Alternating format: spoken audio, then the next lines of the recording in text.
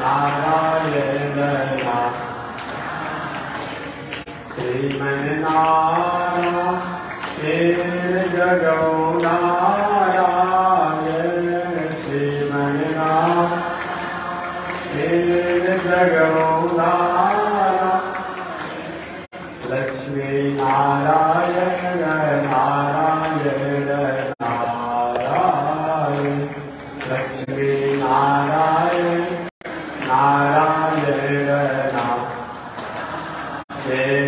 श्रीमन्नारायण नारायण नारायण श्रीमन्नारायण नारायण नारायण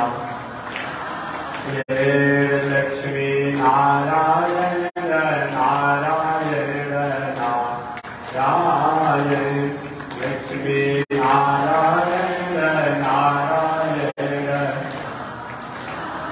बोलिए लक्ष्मी नारायण भगवान की अनंताचार्य कृपया वेदांत द्वयपारगम रामकृष्णान् सर्वक्तं विश्वक्सेन मुनिं भजे कासायं यज्ञसूत्रं शुचिवपुषि तदा चोर्ध्वपुण्ड्रं च बाले यस्यास्ते दक्षहस्ते कलिकुमतिगिरीन्द्रेन्द्रवज्रं त्रिदण्डम् संसाराग्नि प्रशान्त्यै मृतजलममलं दारुपात्रं पवित्रं श्रीविश्वक्सेनसूरे पदकमलयुगं श्रेयसे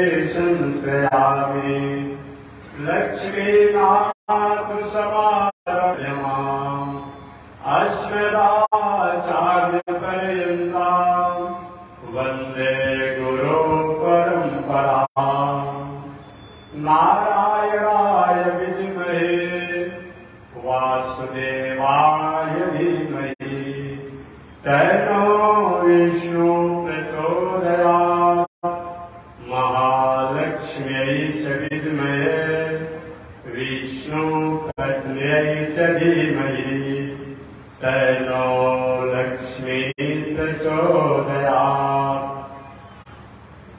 परमाराध्य श्री लक्ष्मी नारायण भगवान नित्य वंदनीय पूज्य गुरुदेव श्री त्रिगर्ती स्वामी जी महाराज के जुगत चरणों में कोटि शरण। भगवत भागवत आचार्य कैंकर्य पारायण महात्मा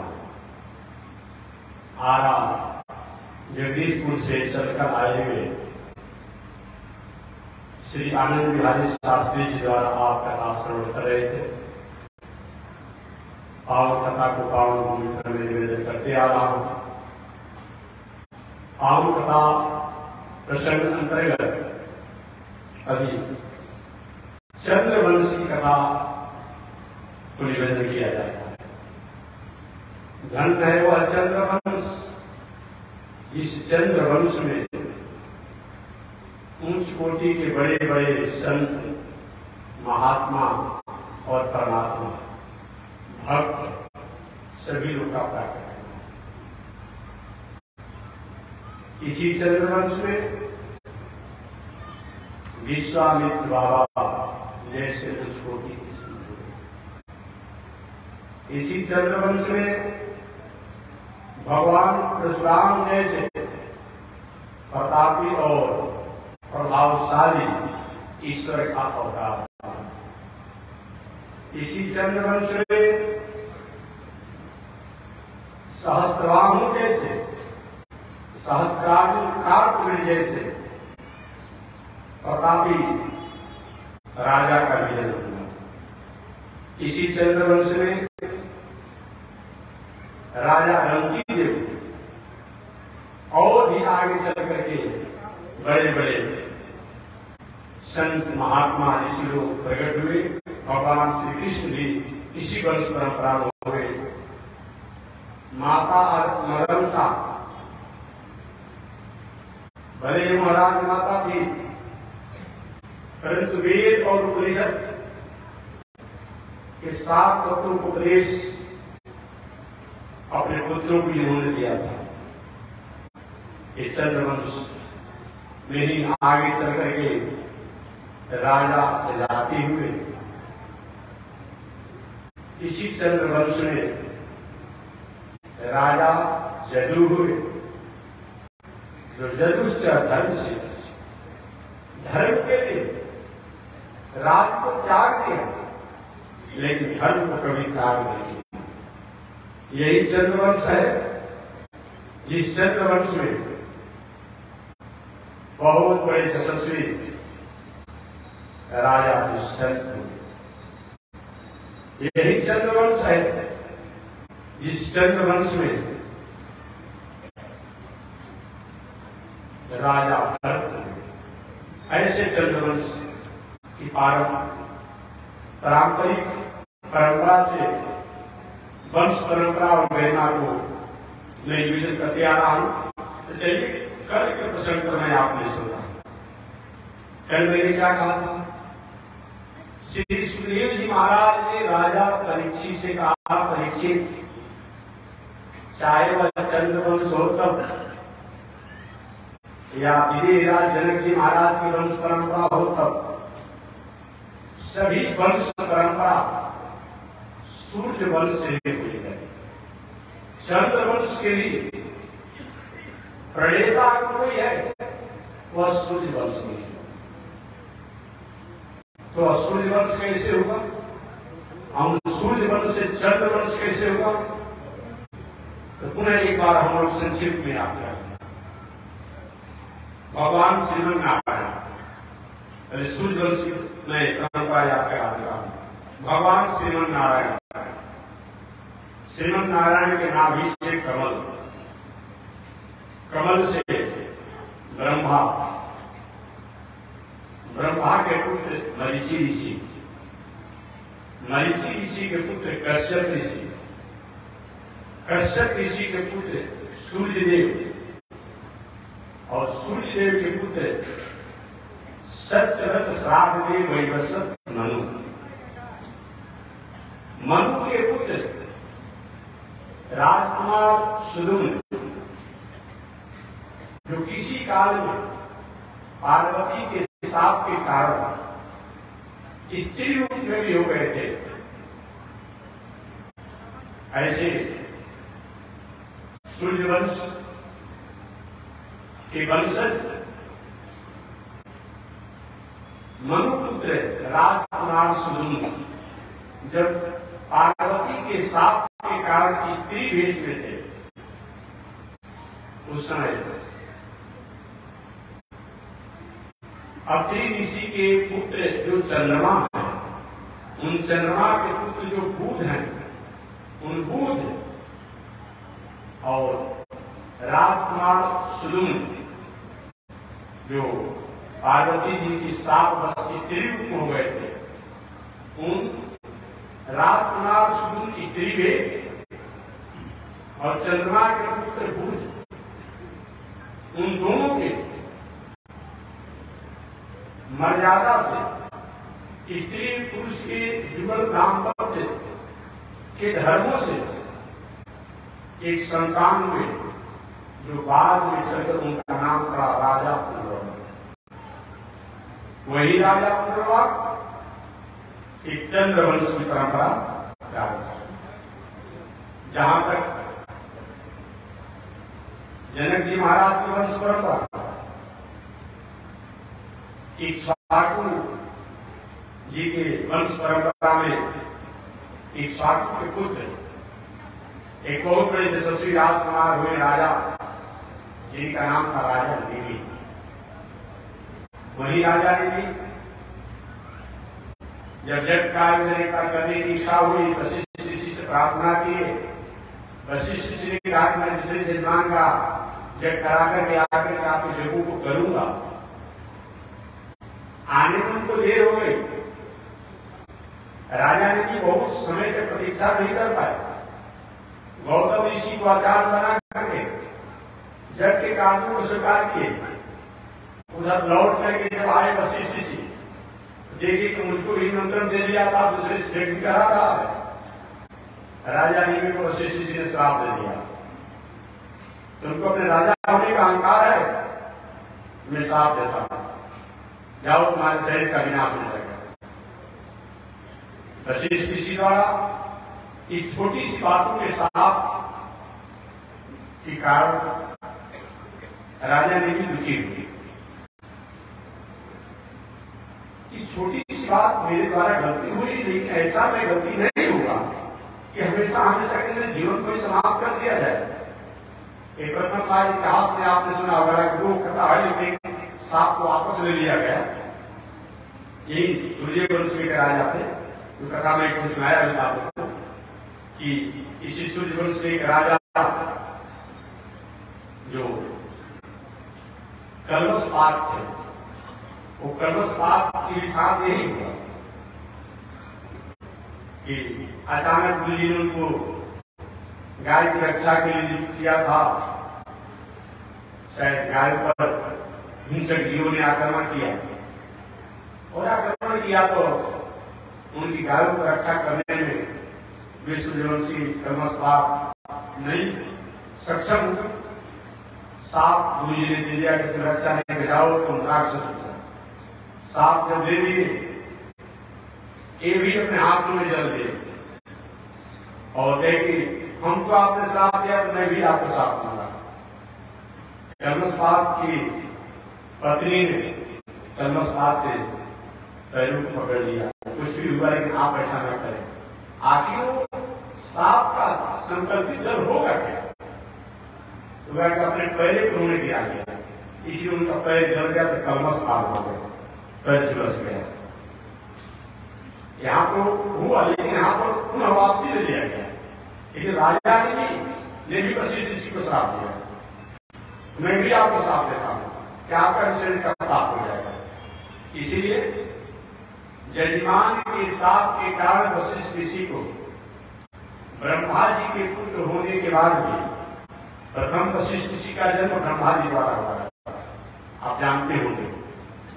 लेकिन जजमान राजा देवी द्वारा जब श्राप दे दिया गया तो उनका शरीर का पाप हो गया, निपात हो गया, विनाश हो गया।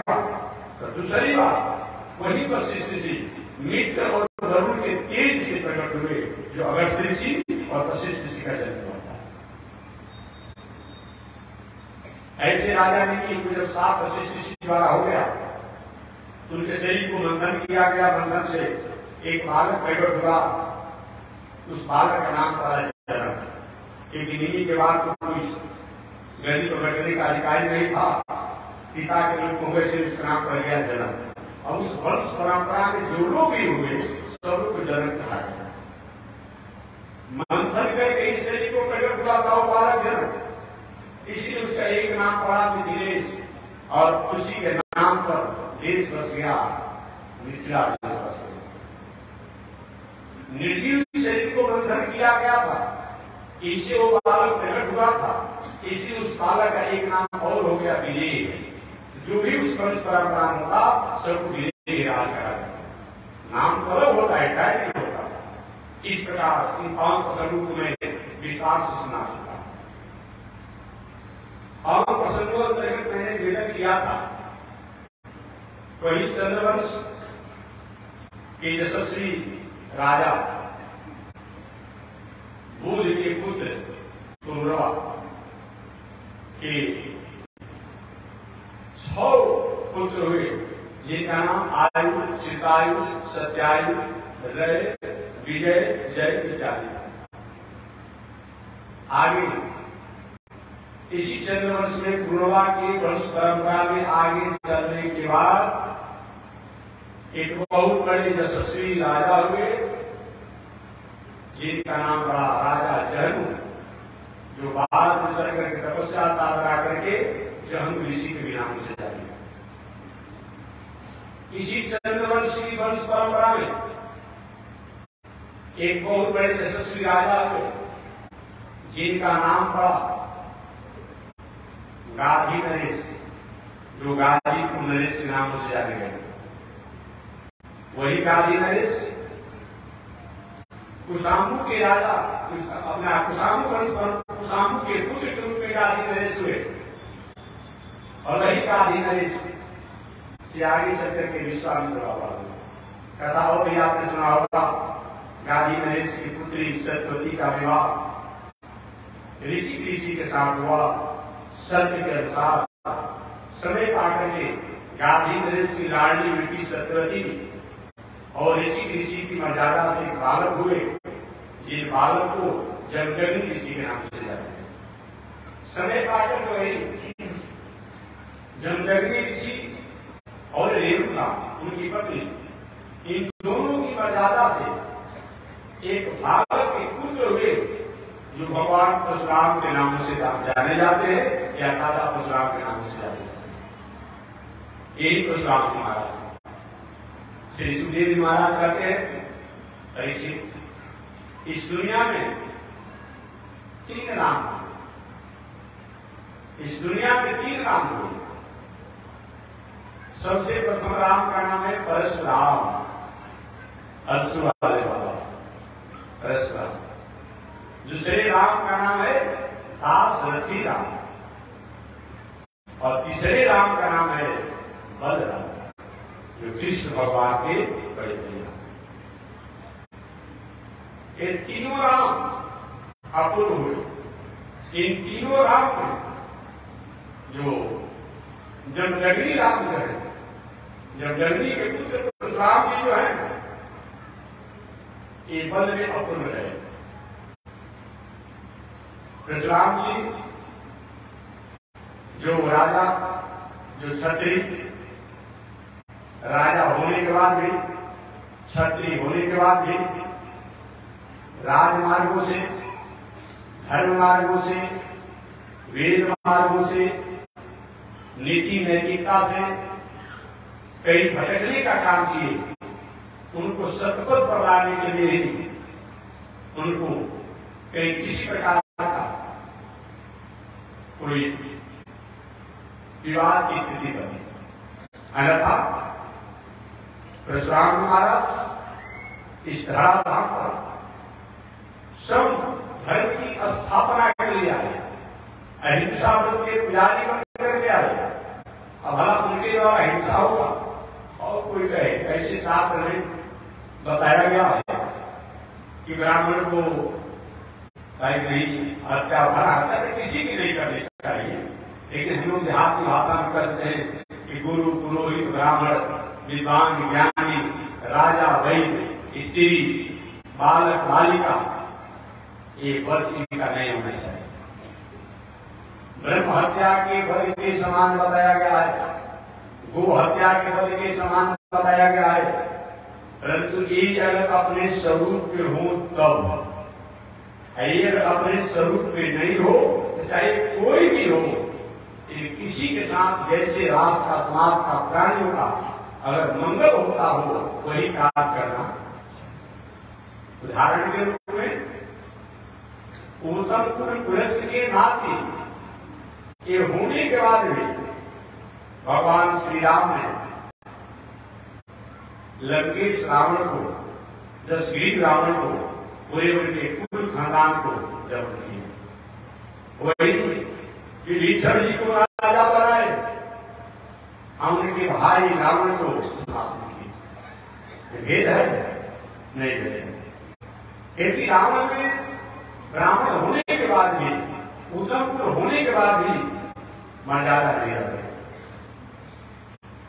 जहां तक सन्यासी की बात किया जाए, सन्यासी आदर के पात्र होते, संत आदर के पात्र होते। हनुमान जी महाराज ने साधु का, गुरु का वेश बनाए हुए कामदेवी का संहार किया। कामदेवी भले ही साधु गुरु पुरोहित का वेश तो बनाया था, एक वस्तु साधु की उसके गुरु पुरोहित का स्थिति नहीं। इसलिए बताया गया उनका तारका स्त्री वेश में तो थी, लेकिन स्त्री की जो गरिमा और मर्यादा होता है वह उनके पास नहीं था। अतः भगवान ने उनका विकल्प किया। अगर ये जहां पर ये नियम लागू होता है, एक कहने का हक नहीं बनता है कि परशुराम जी महाराज ने क्षत्रिय वंश का संघात किया। कैसे आप समझे? तो राम जी ने तो ब्राह्मण वंश का संघात किया। राम जी ने ब्राह्मण वंश का संघात नहीं किया। राम जी ने ब्राह्मण होने के बाद जो रावण और उनके अनुचरों अनुयायियों ने जो राक्षसी रीति द्वारा जीवन जीने की जो परंपरा जो लगी हुई थी, उस राक्षसी रीति का संघात किया, जो कि ब्राह्मण वंश का संघात। ठीक वही बात है। परशुराम महाराज ने सभी राजाओं को संघात नहीं किया। परशुराम महाराज के समय में भी तो जो सूर्यवंशी राजा लोग थे, बहुत बड़े बड़े राजा लोग थे, वही परशुराम जी महाराज एक तरह और आपने कहना चाहूंगा, एक तरह से समझा जाए, वही परशुराम जी महाराज के जो वंश परंपरा में के समय काल में गाधी नरेश भी थे। गाधी नरेश ये नहीं लगे आपने कैसे आप कहते हैं? अरे एक बार और मैं बता दूं, एक परशुराम जी कौन है? विश्वामित्र बाबा के बहन के क्या लगेंगे, भूल जाते हैं नाता जोड़ना। मैंने विश्वामित्र बाबा के एक तरह से हमारे परशुराम जी क्या लगेंगे? विश्वामित्र बाबा के भगना हो गए, जमदग्नि ऋषि हो गए। आज जमदग्नि ऋषि के पुत्र है परशुराम, तो क्या परंपरा होगा आप जोड़ लीजिएगा, परंपरा भूल जाते हैं। इतना बात आप समझिएगा कि विश्वामित्र बाबा की बहन के लड़का है कौन? जमदग्नि ऋषि। आज जमदग्नि ऋषि के पुत्र है परशुराम। बस यही समझ लीजिएगा कि होंगे। तो मैं निवेदन करना चाहता हूँ, जो महानुभाव महापुरुषों द्वारा एक कह दिया जाता है बात बात में कि परशुराम जी राजाओं को क्षत्रियों के अपने आप में क्या द्रोही थे, शायद शास्त्रों को पढ़ने में आपने थोड़ी सी प्रयोसी कर दिया है, तीव्रता कर दिया है। कभी भी नहीं, हमेशा आप करते थे। लेकिन जो लोग राजा होकर के, क्षत्रिय होकर के, धर्म वेद विरुद्ध होकर के और अपने दिनचर्या जीते थे, उनको अच्छे मार्ग पर लगाने के लिए, संकट पर लगाने के लिए परशुराम जी महाराज ने जो भी कदम उठाया हो, वह कदम अपने आप में उन लोगों के साथ वैसा ही व्यवहार उठाते, सभी के साथ नहीं किया। जैसे भगवान श्री राम वही रावण को मारे, अभी विष्णु को अपने भक्ति का वरदान दिए। रावण को मारे और वही विष्णु को भक्ति का वरदान दिए। भगवान श्री राम ने बांदराचारी को मारा और सूर्य की तरह सिंहासन बैठा था। और दूसरी एक बात और नहीं, हम और आपको किसी प्रकार के कमेंट करने का कोई अधिकार नहीं है। लेकिन डॉक्टर जानता है रोगी को कहां से कहां काट कर ऑपरेशन करके हटा देने पर इसका रोग का उन्मूलन होगा। और कोई जाए रोगी के साथ उसका और किसी जाए, अभिभावक जाए, कि कितना डॉक्टर निर्दयी है, बताइए। इतना उसका हम काट दिया, इतना छीन दिया, इतना फाड़ दिया, ऐसे बेहोश कर दिया। वो डॉक्टर का अधिकार से जो होता है। तो जो ब्रह्म हो, ईश्वर हो, परमात्मा हो, उसका अधिकार से जो होता है कि धर्म की स्थापना के लिए, इस प्रकार के असंतुलित लोगों को दमन करने के लिए, शासन करने के लिए क्या बर्ताव होना चाहिए, ऐसा बर्ताव होना चाहिए, वैसा परमात्मा का अवतार होता है। परमात्मा अलग अलग युगों में उपकार करते हैं। तो हमारे और आपके इस पर किंतु परंतु करने का कोई हक और अधिकार नहीं है। श्री सुखदेव जी कहते हैं, परीक्षित वही भगवान जामदग्नि राम जो है,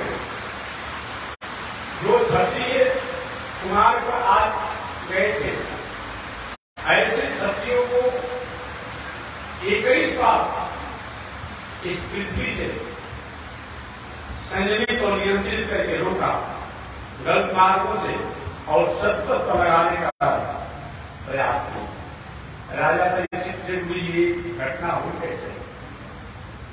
ये घटना हुई कैसे, इसको आप बताइए। और हयोवंश था कौन, क्या उनका परिचय है?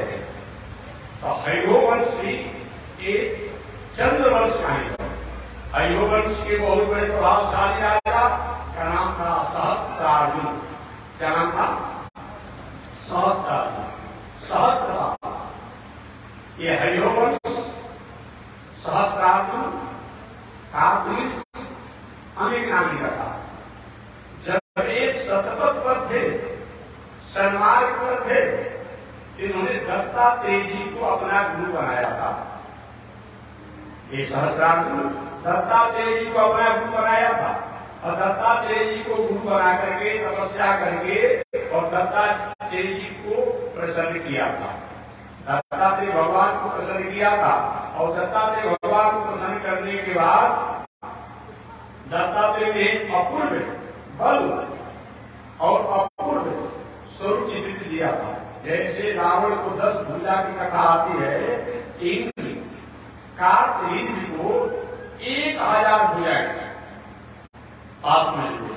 रावण के पास 10 भुजा की बात आती है, लेकिन सहस्त्रार्जुन के पास 1000 भुजाएं थी और हर भुजाओं में पराक्रम था।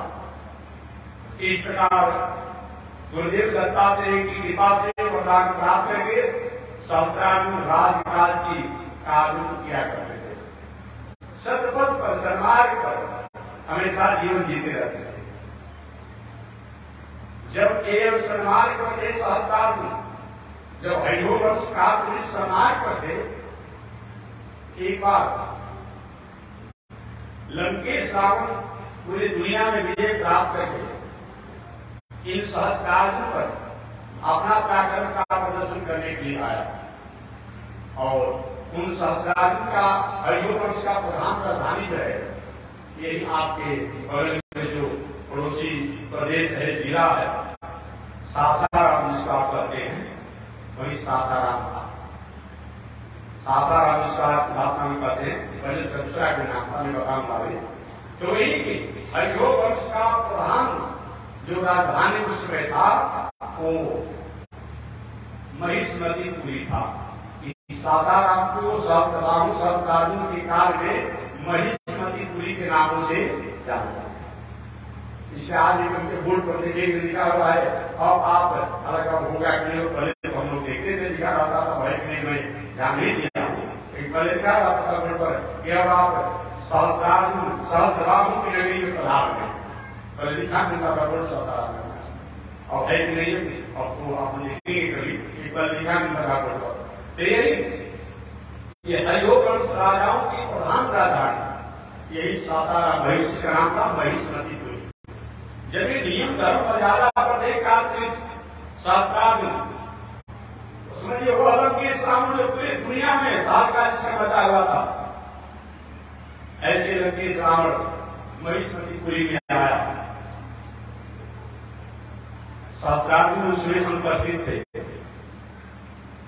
उनके मंत्रियों से सूचना क्या करा लंकेश रावण, जाकर बता दीजिए मैं लंकेश रावण आया हूं और मैं युद्ध का चुनौती दे रहा हूं।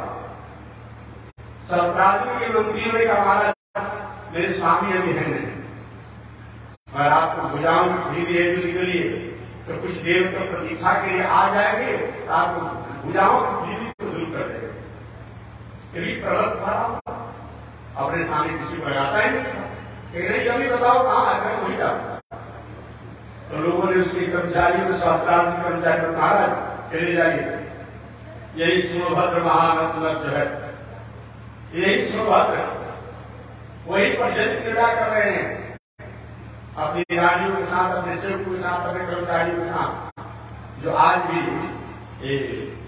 इधर से जब आप जाते हैं तो जगन्नाथपुर से आगे जाने के बाद जो बांधुपुर पड़ता है, उसी के आसपास में अपने आप में वह सहस्त्रार्जुन क्या करता, अब जल क्रीड़ा करता, जल में लेट जाता, जल की धारा को रोक लेता, जब अधिक मात्रा में हो जाते पुनः खड़ा होता, पुनः छोड़ता, इस तरह से जल क्रीड़ा अपने आप में करता। रावण उधर से डरते हुए आ रहा था, तो पहले ही उधर रावण आते आते सोचा कि हमारे पूजा शंकर जी का बहुत बड़ा पुजारी था रावण जी, तो सोचा कि हमारे पूजा का समय हो गया, आपकी गड़बड़ न हो, तो वही सोने के किनारे पर शंकर जी की स्थापना करके और पूजा करने लगा। संजोग से जो सहस्त्रार्जुन जल की क्रीड़ा कर रहे थे, अचानक जल की जमीन छोड़े तो छोड़ने का जल के भाव से जहां रावण पूजा कर रहा था बढ़ने लगा। मेरे नाम को शुरू भयभीत हो जाता है। अब बिना मेरा परवाह के ऐसा कौन काम किया? आपने पूजा को समेटते हुए और चल दिया उतावला करके, देखा कि बहुत बड़ा वीर प्रभावशाली जो है जल क्रीड़ा कर रहा है। रावण को सुनता पहले पकड़ लिया, लेकिन सहस्त्रार्जुन भी समझ गए और खेल ही खेल में उस रावण को उसी तरह से सहस्त्रार्जुन पकड़ लिया जैसे कि बिल्ली किसी चूहा को पकड़ लेती। बस इतना ही समझेगा, रावण का बल उतना ही था जैसे चूहा का बल होता है, बस समझेगा। और सहस्त्रार्जुन का बल उसी तरह से था जैसे बहुत बड़ा मजबूत बिल्ली का बल पकड़ या जैसे सिंह जो है किसी शिकार को जैसे अपने पंजा में ले लेता है, वही पकड़ लेता है। पकड़ने के बाद सहस्त्रार्जुन ने कहा, आप बताओ तुम्हारे साथ कौन सा शुरू करते हैं? बोलो। महाराज जो आ गया हो, नहीं दुनिया के लोग को जानना चाहिए तो तुमने रात में आक्रमण किया था, अब तुम्हारे साथ व्यवहार हुआ।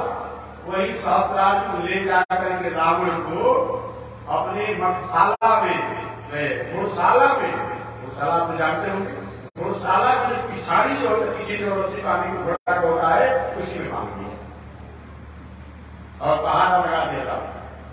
मैं इसलिए नहीं कर रहा हूं, वाल्मीकि रामायण में मैं संक्षिप्त कथा सुना रहा हूं। वाल्मीकि रामायण कि आप उत्तरकांड पढ़िएगा, रामचरितमानस पढ़िए, वाल्मीकि रामायण के उत्तरकांड में आपने मौका मिलेगा तो पढ़िएगा। संक्षिप्त रामायण हिंदी अपने आप में, ये भागवत बहुत संक्षिप्त लिखा है, जिसमें आपको थोड़ा सा जानकारी को भी बता दिया। वही सहस्त्रार्जुन ने रावण को अपने घोड़शाला में बांध करके रखा बहुत दिनों तक। महिष्मतीपुरी में कैद रावण रहने लगा और आगे सहस्त्रार्जुन कहता है, बताओ तुम्हारे साथ कैसा मैं बर्ताव करूं? ऐसे वचनों को सुनकर के रावण चुप कर पड़ा, कुछ बोला ही नहीं अपने आप में। यह घटना जब विश्रवा मुनि जी को पता चला, विश्रवा मुनि जानते आप लोग, किसी के वंश विश्रवा मुनि जो है रावण के पिता से भी है।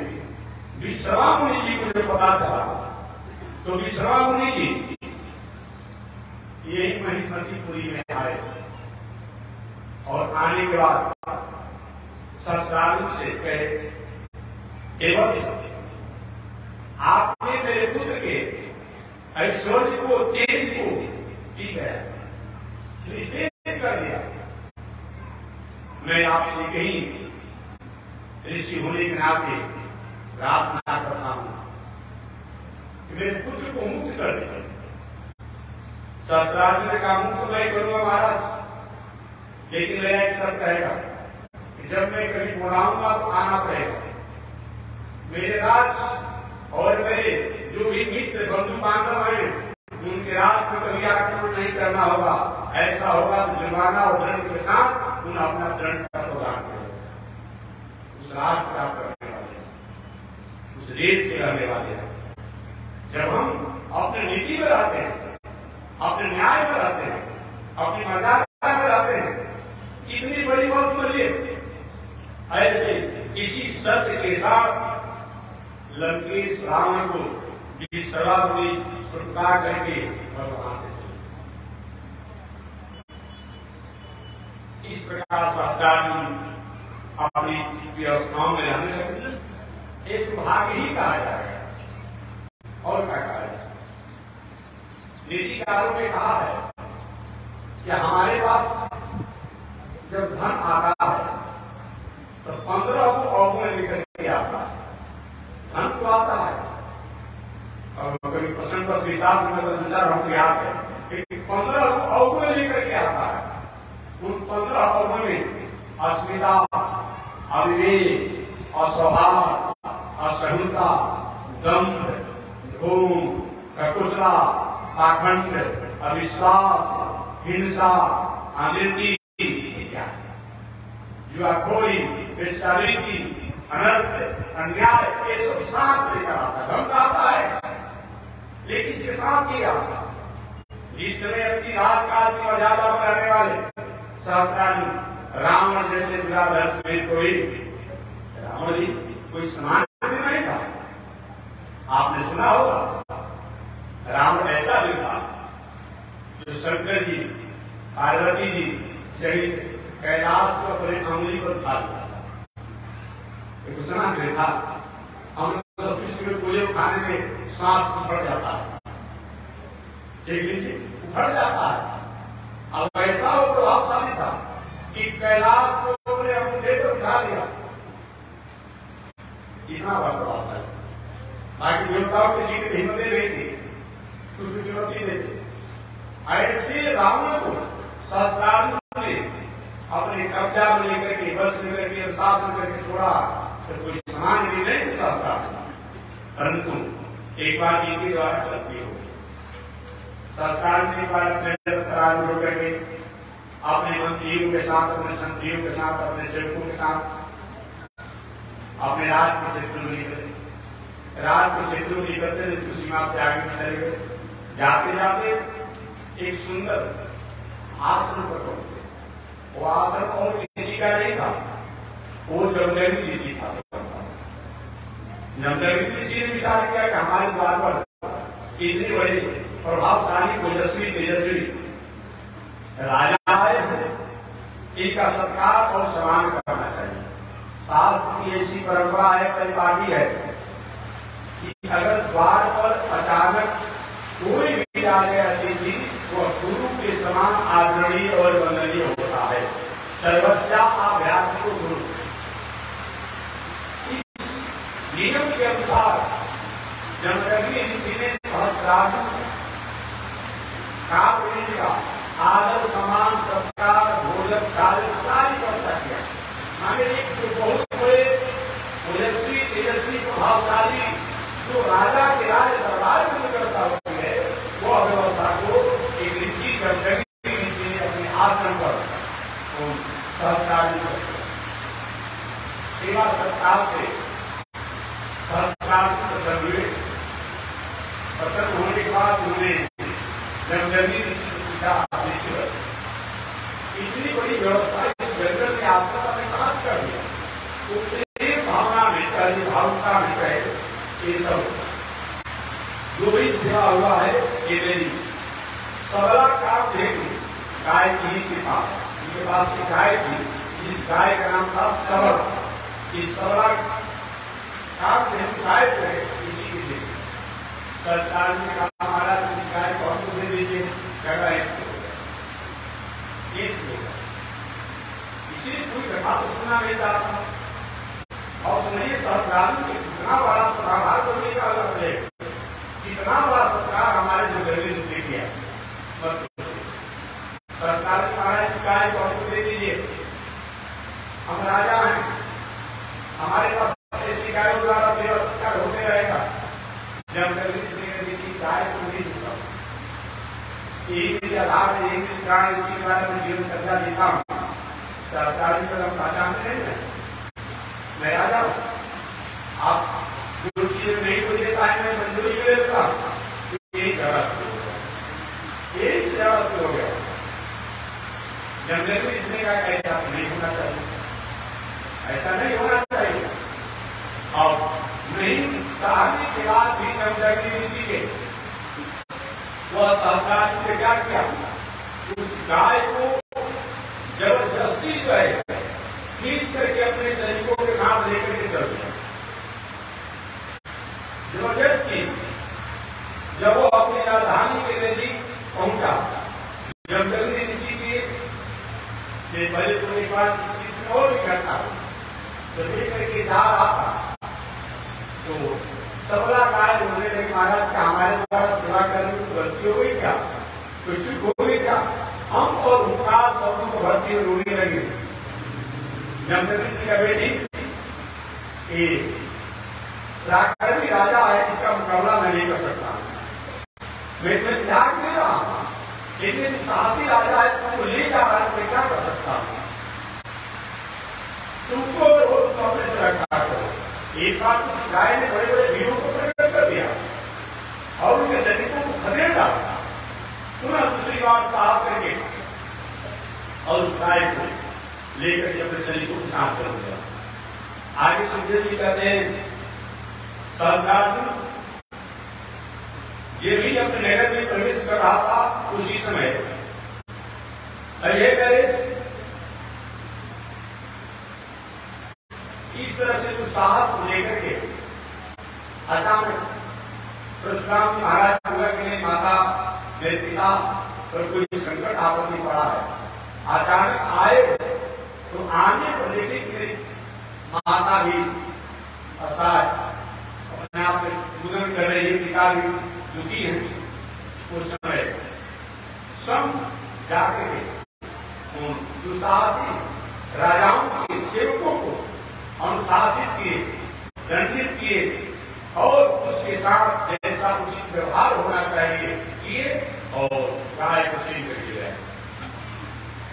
उस बदला में पुनः सहस्त्रार्जुन ने क्या किया? 17 अक्षौहिणी सेना को लेकर के जमदग्नि ऋषि के आश्रम पर परशुराम जी के आश्रम पर आक्रमण कर दिया। एक बार ही गया, चलो भाई अपने आप में देव प्रसाद हो जाना चाहिए। परशुराम जी महाराज ने देखते देखते पल गिरते गिरते 17 अक्षौहिणी सेनाओं को अल्प समय में ही समाप्त कर दिया। उसमें सहस्त्रार्जुन का भी समापन हो गया, उसके और अनुचरों का भी समापन हो गया। इस प्रकार सहस्त्रार्जुन के वंशजों द्वारा, पुत्रों द्वारा भी बार बार उन परशुराम जी को दमन करने के लिए, उनको मारने के लिए बार बार आक्रमण किया गया और हर बार वे सभी लोग पलायन को प्राप्त हुए। इस प्रकार 21 बार उन हरिये वंश सहस्त्रार्जुन के वंशियों द्वारा संग्राम हुआ और उस संग्राम में पूरे हरियो वंश और उनके सहयोगी जो थे वे सभी लोग पलायन को प्राप्त किए। अंत में जमदग्नि ऋषि ने समझाया, इसे कथा और विस्तार से मैं संक्षिप्त कर रहा हूं। जमदग्नि ऋषि ने समझाया कि बेटा हम ऋषि हैं, क्या मेरा बिगड़ रहा हूं, ऐसा तुम्हें नहीं करना चाहिए। पुनः जाकर के परशुराम जी तपस्या करने लगे और वही तपस्या जो किए जो आज भी आसाम में परशुराम के नामों से जाना जाता है, वही तपस्या की। इस प्रकार श्री सुखदेव जी महाराज ने परशुराम जी द्वारा जो आपदायी होकर के जो राजाओं द्वारा प्राप्त किया जा रहा था उनके पावन प्रसंगों को संक्षिप्त में सुनाया और साथ ही साथ एक बात और बताया। परशुराम जी केवल हरियो वंश के नहीं, एक और जिसमें प्रसंग आता है। एक बार तो परशुराम जी महाराज ने अपने भाई को भी काटा। एक बार तो परशुराम जी ने अपने माता का विसर्जन काटा। राजा परीक्षित एक काम प्रसंगों से पूरी एक में हुआ। उन काम प्रसंगों को निवेदन करते हुए श्री सुखदेव जी का इसका कार्य है। जमदग्नि ऋषि ने एक बार अपनी पत्नी रेणुका को पूजा के कुछ पुष्प जल इत्यादि लाने के लिए भेजा। रेणुका पुष्प इत्यादि जल को लाने के लिए गई और लाने के लिए अचानक मार्ग में एक अप्सरा के साथ रसिक व्यवहार अश्लील व्यवहार करते स्वभाव तो रेणुका जमदग्नि ऋषि की पत्नी मैंने परशुराम की मां उसको घटना को रूप से देखती रही और भूल गई कि हमें पति के पूजा का हो रहा है, पूजा के लिए कुछ फल लाने के लिए आए। जब अचानक कुछ याद आए तो जब पूजा होगा हमारी गई नहीं, पूजा का समय करना होगा पूरा लेकर कृष्ण भागते हुए जमदग्नि ऋषि ने आगे देख रेणुका ने सारी घटना बता दिया। एक घर और अवतारों की क्रीड़ा रूपी रसमय, विलासमय, अश्लीलमय उस क्रीड़ा को देखने को बहुत रसना मेरी पत्नी हो गई, तुम्हारी पूरी मारी गई, तुम झूठा नारी हो गई हो। आगे आगे अपने पुत्र को, हे मेरे पुत्र, अपनी माता की माता तो राम की ऐसा नहीं, पिता की हत्या नहीं करेगी। अपने भाई को बड़ी आज्ञा नहीं माना और अपनी माता को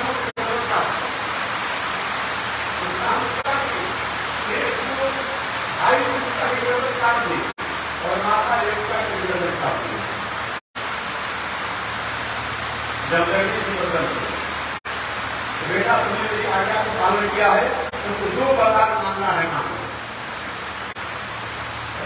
महाराज ने कहा मैं यही वरदान मांगता हूँ कि मेरे भाई और मेरी माता जी को जो दर्शन करता है वे पुनः जीवित हो जाए,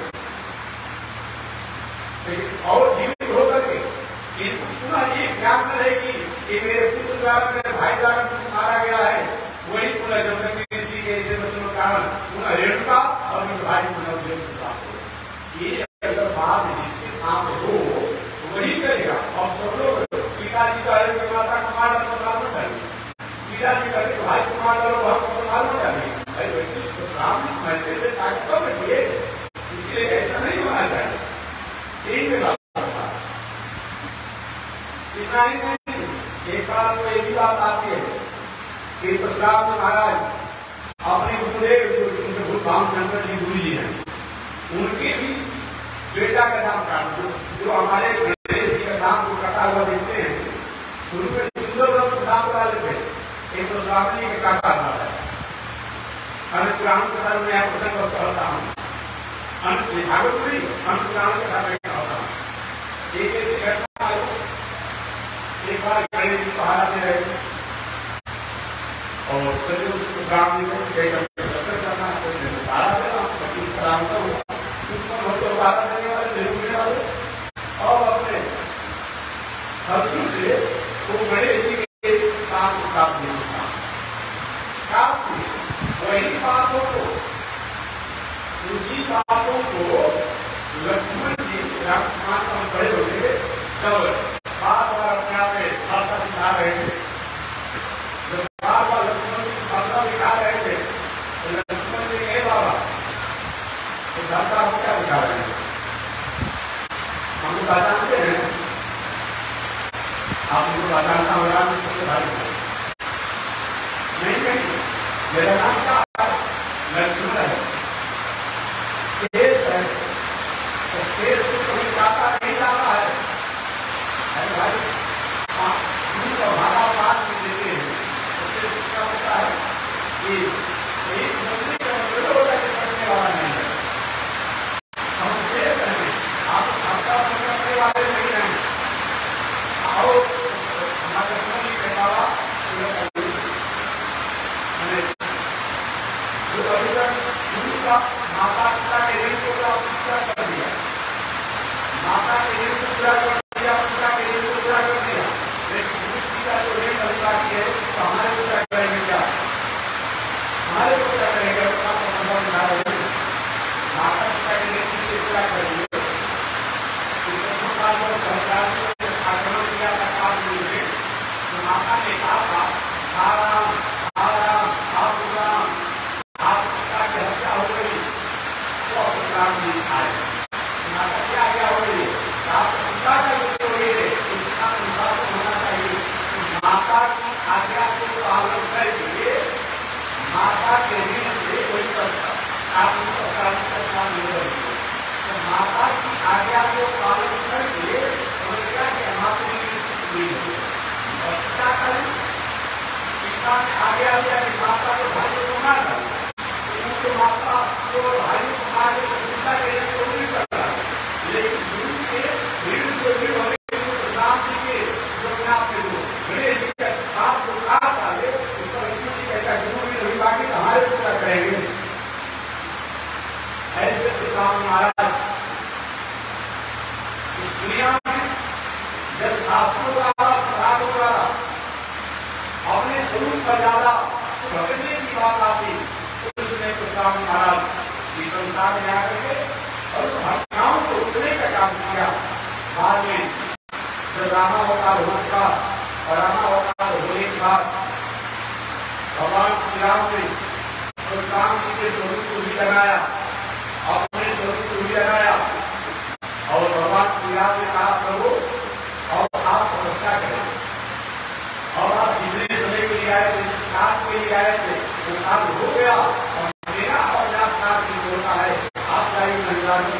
जाकर तपस्या कीजिए।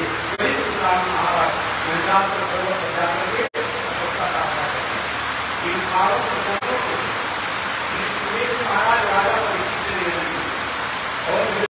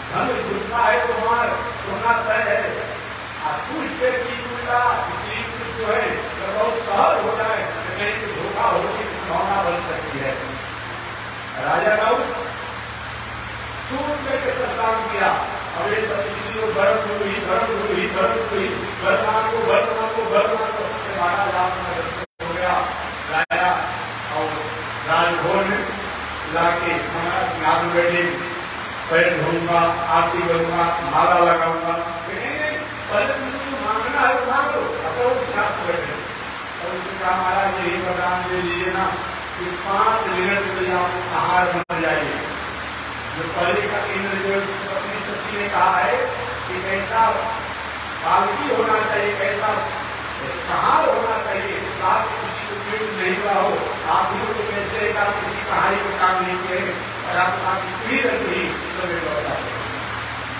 ये बातों को जब विस्तारित बाबा सुने, वशिष्ठ सुने, अपना अपना माता होकर के बैठा तो अपराध बाकी रह गया है क्या? ये कहाँ से बता दिया कि हम कहां बनाने के लिए कि हम सोचे में ही हम महाराज जी 5 मिनट कहा बना आप पूरी तस्वीर सारी व्यवस्था कर देंगे और मैं अप्रैल होकर के आप करता हूँ नहीं अप्रैल दिन रहूंगा और कुछ करना है वही कुछ करो, दिए कुछ होना है तो करना आपने कर दिया, नहीं होगा आपको मंगाया गया और राजा बैठ गया। आप बैठ करके 4 ऋषि आगे से 3 ऋषि पीछे, कश्यप, अत्रि, भरद्वाज और विश्वामित्र, 4 ऋषि पालित किया है। कश्यप, अत्रि, भरद्वाज और विश्वामित्र गौतम जमदग्नि ऋषि, गौतम ऋषि जमदग्नि ऋषि ऋषि, 3 ऋषि पीछे थे। लेकर गिरा लेते राजा को, राजा को इतना उतावला हो गया था, इतना कमांड हो गया था, जल्दी चलो जल्दी चलो, तो संस्कृत का सर्प सर्प व्याकरण से सर्प जो है मर धातु से बनता है, व्याकरण से सर्प जो आता है मर धातु से बनता है। जल्दी चलो ऐसा एक और दूसरा लगाकर चलते नाराज एक बात ऐसा किया अपना शरीर निकाल के जल्दी जल्दी करो डॉक्टर से बात करे हो, पानी संस्कृत हो गए हो, वही के साथ के कारण राजा मर करके अलगर साफ बन गया। वही राजा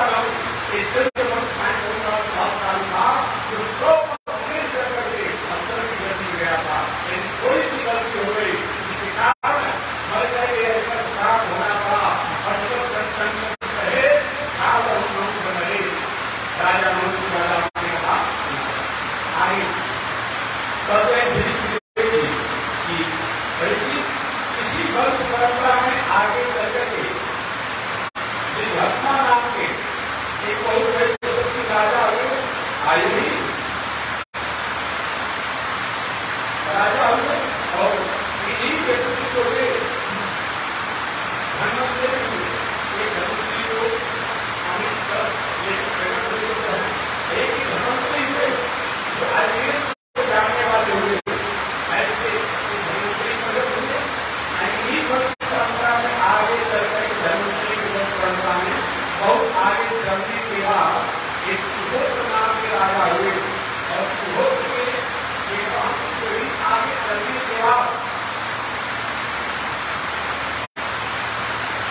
आगे चलने के बाद एक बहुत बड़े प्रतापी राजा हुए और इसी हुए जिनका नाम था सौम्यवृत्ति।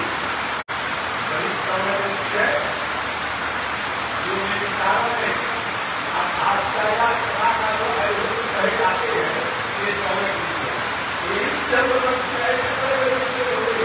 सौम्यवृत्ति हुए और यही सौम्यवृत्ति के आगे करके पुनः वंश परंपरा में और भी बड़े बड़े अलग ज्ञान में क्या बताया गया है कि राजा की रानी हुई और जो अपने अलग को देश को लिया और देश से करके संस्कृत पर लगाने का काम किया। इस प्रकार महाराज कहते हैं मानव जीवन में हमें ऐश्वर्य प्राप्त होता है, धन प्राप्त होता है, धन प्राप्त हो जाए, प्राप्त हो जाए तो इसके लिए 4 तरह के काम करना चाहिए। ऐसा अगर नहीं होता है तो हमारे पास आया हुआ धन, वह बल, वह पद, वह रूप, वह वैभव, वह ऐश्वर्य तो समाप्त होने से कोई रोक नहीं सकता। एक बात चंद्रवंश की राजरानी जो माता मदरसा है, माता मदरसा ने अपने पुत्रों को उपदेश देते हुए कहा राजनीति का, धर्मनीति का, कुलनीति का, समाज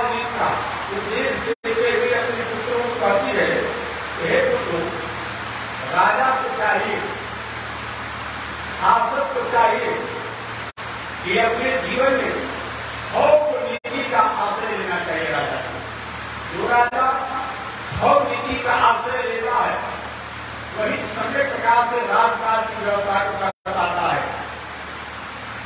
मदरसा के पुत्रों ने कहा माता जी वो छौ नीति कौन कौन है जो राजाओं को होना चाहिए। राजा बने तो राजा नहीं होता है, जो किसी प्रकार की संस्था को चला रहा हो, चाहे घर चला रहा हो, परिवार चला रहा हो, कोई किसी प्रकार की संस्था चला रहा हो, संस्था का मालिक हो, तो उसको छौ नीतियों द्वारा उन संस्था को चलाना चाहिए।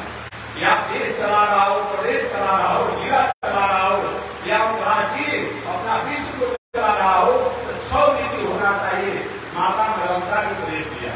तो कौन कौन सी छौ नीति है? सबसे प्रथम संधि ये नीति है, दूसरा विग्रह, तीसरा व्यायाम, चौथा आसन और पांचवा द्वैधा भाव और छठवां समाश्रय। इन 5 नीतियों को सुनकर के मदरसा के पुत्र ने कहा माता जी इसका मतलब क्या होता है? माता मदरसा ने कहा कि 6 नीति राजा के पास अगर आता है तो राजा कठिन से कठिन कार्यों को करने में सक्षम होता है। तो सबसे प्रथम है संधि। संधि का मतलब क्या होता है? संधि का मतलब होता है कि अगर शत्रु बलवान हो, अगर शत्रु बलवान हो तो वक्त का विचार करते हुए, समय का विचार करते हुए शत्रु से भी संधि कर लेनी चाहिए। यही संधि है, ये राजनीति का प्रथम नीति है। दूसरा विग्रह करना, अर्थात जब आपके पास बल हो जाए तो शत्रु से विग्रह करना, युद्ध छेड़ देना, बुद्धि से समय पा करके बुद्धि से समय का इंतजार करते हुए जब आपके पास बल हो, ऐश्वर्य हो, जिस शत्रु से आपने समय वक्त देकर के संधि किया है उससे अलग हो जाइए, विग्रह कर लीजिए। ये दूसरा भी राजनीति है, यही समाज नीति है, ऐसा राजाओं को होना। तीसरा नीति क्या है? या समय से शत्रु पर चढ़ाई कर और अपने बल के द्वारा शत्रु को दमन करना, एक क्या है? तीसरा है। और चौथा है आसन, यानी जब हमेशा अवसर की प्रतीक्षा करना, काल की प्रतीक्षा करना, हमेशा कोई काम नहीं कर देना, समय और काल की प्रतीक्षा में हमेशा रहते रहना। द्वैधा भाव अर्थात दुरंगी नीति अपनाना, ये द्वैधा भाव है। दुरंगी नीति का मतलब होता है, इसी को अपनी भाषा में तो कूटनीति कहा जाता है। द्वैधा भाव का मतलब कि अगर कहीं शत्रु का कोई आदमी हो तो उस शत्रु के जैसा बात करना, अपना कोई बात हो अपने जैसे करना, यानी जैसे अपना उस व्यक्ति में विभेद हो जाए ये विचारों को अपने आप में करना चाहिए। अर्थात ऐसी नीति जिस नीति के माध्यम से शत्रु को आपसी उसमें विभेद हो जाए, उसी लोगों को उसी से विभेद कर देना अपने आप में, धन के द्वारा, बल के द्वारा, कोई प्रलोभन देकर के, कोई बात कह करके उस शत्रु को उसी के लोगों द्वारा विद्रोह करा देना, भेद करा देना, अलग करा देना, अलग अलग करा देना। ये क्या है? ये द्वैधा भाव है। ये इस राजा के पास होता है तो इस शासकी व्यवस्था कर सकता है। और छठवां है समाश्रय। समाश्रय का मतलब अगर कोई कमजोर व्यक्ति हो और आप बलवान हो तो कमजोर को अपने पक्ष में रखना, अपने आश्रय में रखना।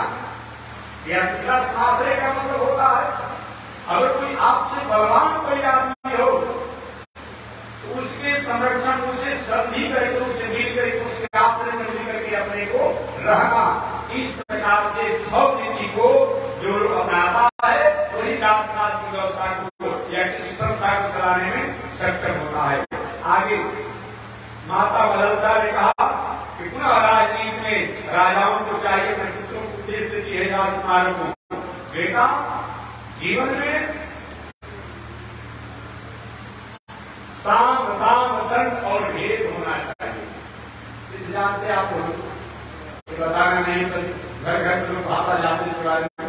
4 नीति होना चाहिए, साम दाम विभेद, साम दाम दंड और विभेद।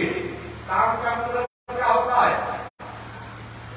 अगर शत्रु कहीं मजबूत हो, शत्रु मजबूत हो तो उसे मिल करके रहिए। दाम माने क्या होता है? जो शत्रु के विरोधी लोग है या शत्रु जो हो तो कहीं तो धन से प्रभावित हो जाने वाला हो, आपका विरोध कर रहा, उसको घर बना दीजिए, दलान बना दीजिए, कोई व्यवस्था दे दीजिए, दाम द्वारा उसको अपने बस में रखना, ये भी नीति है। साफ माने पहले जानते हैं हमारे से धन में कहीं कमजोर नहीं है, तो क्या करें? समझौता करें, मैत्री करके रहना अपने आप में। और दूसरा ये जानते कि दान देने से माने खर्च करने से कहीं बदल जाने वाला, बस में रहने वाला हो तो उसको दे करके अपने बस में रखना, लेकिन ध्यान में भी मजबूत हो, बल में मजबूत हो। तब तीसरा नीति बताया गया है दंड और उस पर अनुशासन, भेद डाल देना, संग्राम में छेड़ देना, ये दंड नीति है। और चौथा नीति का भेद, यही सबसे श्रेष्ठ नीति है, भेद नीति। उसी की आपकी सुविरोध करा देना। ये 4 नीति अगर जहां पर होता है वही राज की व्यवस्था को कर पाता है। माता मदरसा में आगे आगे तो इस प्रकार होने के बाद मालिक को या संस्था के कोई पैसा हो तो उसको कभी भी कोई भी राजा को चाहे कोई भी हो किसी पर पूरा विश्वास नहीं करना चाहिए, किसी पर पूर्ण रूप में विश्वास नहीं करना चाहिए। जिस समय कोई संस्था का मालिक किसी पर पूर्ण रूप में विश्वास कर जाएगा, कहीं न कहीं उसको धोखा होने की संभावना हो सकती है। और कितना भी अपना आदमी हो लेकिन उसको पूर्ण रूप में विश्वास नहीं करना चाहिए। ये जो उच्च कोटि के शासकीय हो या व्यवस्था को बहुत ही चलाने वाला हो उसको यह करना चाहिए। आगे माता मदरसा ने कहा कि राजा मालिक या गृहस्थ या किसी संस्था के मालिक को चाहिए कि अपना 2-4 गुप्तचर रखना चाहिए। कौन व्यक्ति क्या हमारे बारे में कह रहा है, कौन विरोध में करा है, इस तरह से एक गुप्तचर द्वारा भी जानकारी रखना चाहिए। ये राजनीति धर्मनीति है, कूटनीति है, समाजनीति है। आगे माता मदरसा कहते हैं कि हमेशा प्रजा की जानकारी लेते रहना चाहिए। कभी कभी सेवकों द्वारा, कर्मचारियों द्वारा, कभी कभी अपने भी सहज होकर के, अपरिचित होकर के, अनभिज्ञ होकर के और घूम करके लेते रहना चाहिए कि क्या बात है। ये राजा को होना चाहिए। धर्म जो प्रचार करने वाले हैं, जो मार्ग से, नीति से, न्याय से भटके हुए लोग हैं, राजा को चाहिए कि उस पर थोड़ा सा अनुशासन करना चाहिए। सदाचार से, समाज से, नीति से, न्याय से रहने वाले जो लोग हैं उनके प्रति आदर की भावना होनी चाहिए।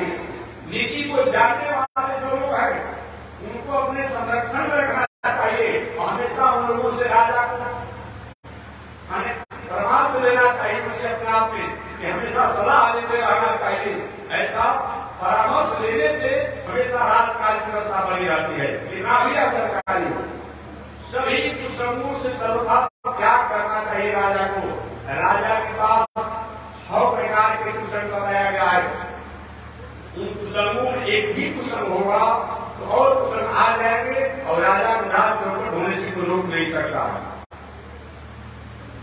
आगे बताया गया है ऐसे काम करते हुए और हमेशा अपने सम्मान की भी भावना करते हुए अच्छे कर्मों को, मोक्ष प्राप्ति की कामना और आत्म कल्याण के लिए जीवन में कभी कभी कुछ धर्म, कर्म, पूजा, पाठ, यज्ञ, दान इत्यादि करना चाहिए।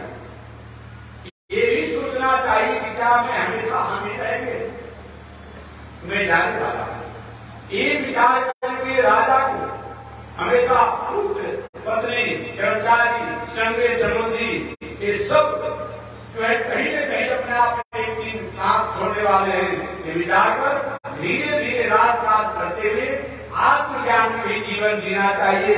और जब राजा का अधिकारी उत्तराधिकारी उपयुक्त हो जाए तो उसको राजकाज की व्यवस्था को सौंप करके सब हमेशा हमेशा के लिए सत तत्व करना चाहिए।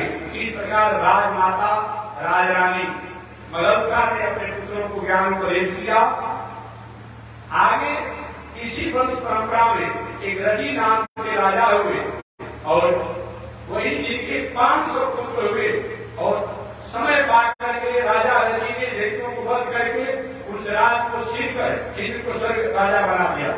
कहते हैं ऐसे राजा रजी हैं जो दैत्यों को वध करके और उन दैत्यों से राज को छीन करके और इंद्र को जो दैत्यों ने स्वर्ग से हटा दिया था अपना इंद्र को राजगद्दी पर बैठा करके राजा रजी ने पुनः उन स्वर्ग की अपने आप मर्यादा को स्वीकार किया।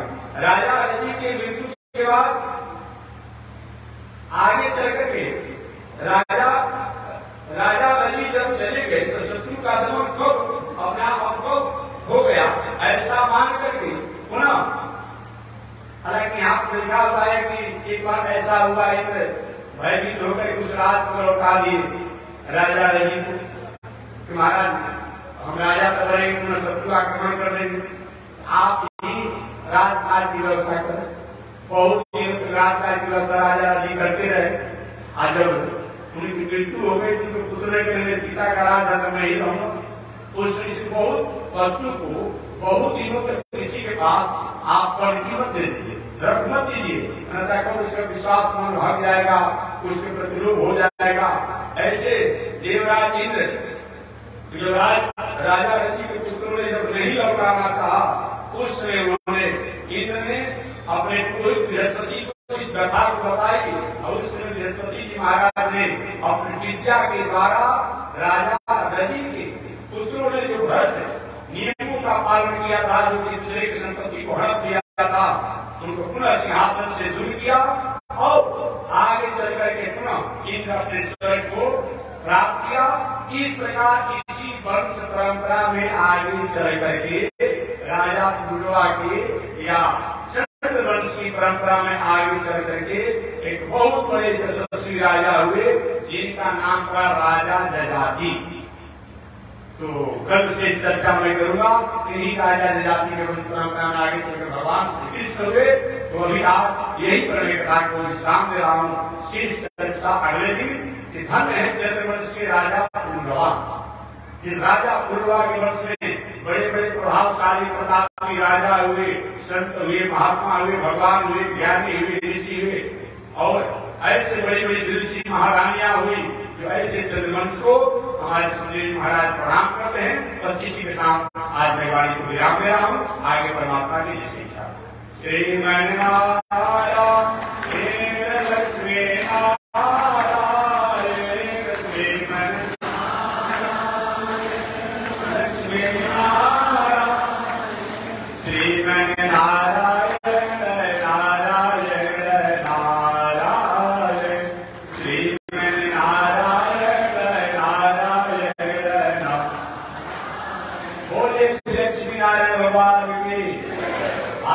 भगवान रामाचार्य स्वामी महाराज की विश्व जगदाचार्य श्री जगदीश स्वामी महाराज की ओम शांति शांति शांति। तो कल पावन द्वादशी महामहोत्सव है पावन भगवान का जयंती महामहोत्सव है। आप सभी लोगों के लिए कल का पावन जयंती महामहोत्सव पूरे विश्व के लिए मंगल कारक हो मंगलमय हो। और कल आज एकादशी का व्रत भी है कल पारण भी है और द्वादशी का व्रत भी है। तो पुनः मैं एक बार निवेदन करूं जो एकादशी किए हों तो होता है कि पारण कैसे करेंगे तो भगवान का तीर्थ ले लेने से या जल में तुलसी पत्र डाल करके ले लीजिएगा तुलसी पत्र ले लीजिएगा बाकी फलहार करके सलोत इत्यादि करके 12 बजे दिन तक रहिएगा। 12 बजे दिन के बाद पुनः भगवान वामन की जयंती महोत्सव के बाद एकादशी का भी कारण हो जाएगा और द्वादशी का भी कारण हो जाएगा। इस तरह आप लोग द्वादशी महाव्रत में द्वादशी भगवान वामन की जयंती महोत्सव में सादर आमंत्रित हैं। गांव के लोग, जवान के लोग, जिला के लोग सब लोग 10 बजे से 12 बजे दिन में वामन भगवान की जयंती में सादर आमंत्रित है। जय श्रीमान नारायण, जय श्री।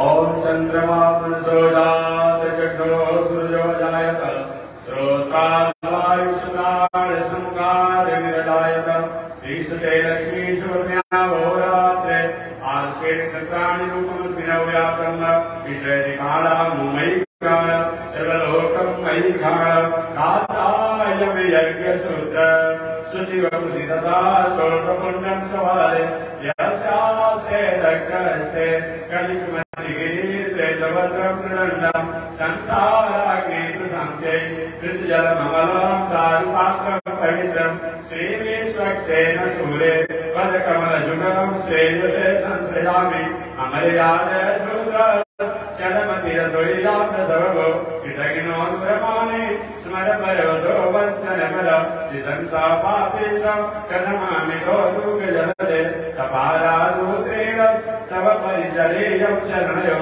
लक्ष्मीनारायण भगवान की, स्वामी जी महाराज की, विश्व जगदाता श्री त्रिदंडी स्वामी महाराज की, श्री बंशीधर भगवान की, भागनाश्रम श्रीआश्रम क्षेत्र बक्सर बिहार बाराधाम की, श्री भागवन जयंती महामहोत्सव की, श्री भागवन जयंती महामहोत्सव की, जगत जननी जगदम्बा श्री महालक्ष्मी माता की। हरि ओम। शांति ही शांति ही शांति।